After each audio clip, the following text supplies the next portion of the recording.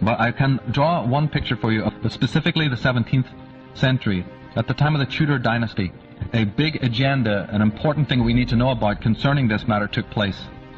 And it has to do with this character on the right, who's known as Sir John Dee. John Dee is the head of MI5. British Secret Service comes from the Tudor dynasty of the 15th century. Well, John Dee was a great occultist, sacred geometrist, and court astrologer to Queen Elizabeth, and black magician. And John Dee was a Rosicrucian, which is a secret society of Freemasons operating in the world.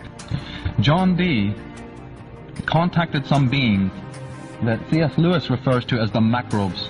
He says that under our level of perception, we have the microbes. A couple of hundred years ago, if you had talked to anybody about microbes, microbial life, bacteria, they'd have laughed at you. They'd have thought you were insane and probably locked you up if you described that. Then we invented the telescope, and now it's common knowledge, right? A whole universe of life forms, right? Beneath our perception of vision. Well, C.S. Lewis says there is another level above us, on the next level up almost, which is the same. You can't have a physical instrument so much to deal with it. The instrument of noticing that and knowing that is the human intuition. When the information starts transmitting through his work, and his work was called Enochian magic, for those who happen to be into that, when he started translating into his Enochian, those quaint things you see in museums, all that information that was pouring down, it was too big for his consciousness and Edward Kelly and some other people that he worked with.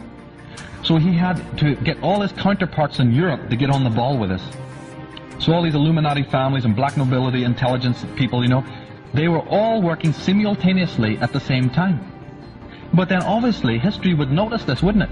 That all of these families start getting into what looks like the occult. So they sold that back to us as a period in history when suddenly there was a renaissance of esoteric knowledge in the world and everybody was into it. The real story behind that is that these scholars were all working independently on this vast amount of knowledge that was just pouring in day and night through the consciousness of the psychics of the world.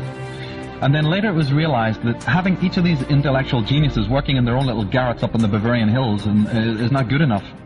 We're going to have to, this knowledge is getting so much now, you have to bring it together into places where the scholars can come.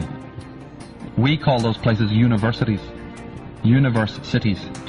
So is it not from the 14th and 15th century that we have the rise of the British Empire? This tiny little country that stretches its tentacles out to the rest of the world?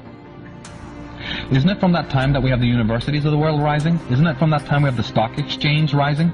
Isn't it that time we have the Industrial Revolution's beginnings?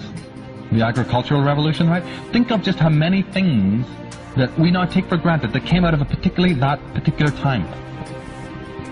Something happened in that time of England that we now inherit, which we have as modern times. So the British Empire arose and they sent out the pirates. They sent out their emissaries from the Hudson Bay Company and the East India Company to the four corners of the world to enslave the world, to get the mineral resources, to get the slavery, to get the gold, you see, to bring it back for one agenda orchestrated by just a very few people. Now, the macrobes,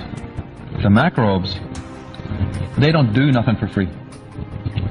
So John Dee goes, well, what do you want in return for your knowledge?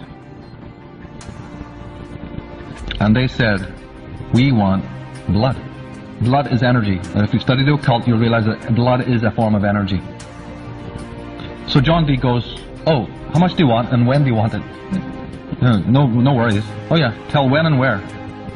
So the macrobe said, well, we want sacrifices.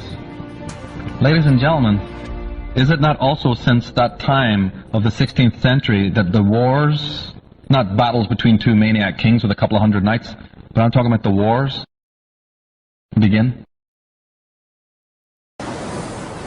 Dozens of Spanish ships were wrecked, thousands of sailors were drowned.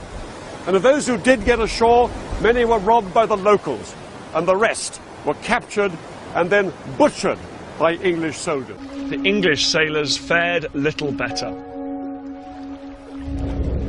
They had risked everything, fighting heroically for England and suffering less than 100 deaths at the hands of the Spanish. But now that they'd served their purpose, the English crown seemed to lose interest in them. Instead of being rewarded as England's saviours, they were kept on board ship, where disease spread fast. Officially, they were there in case the Spanish returned, but many suspected it was just so they didn't have to be paid.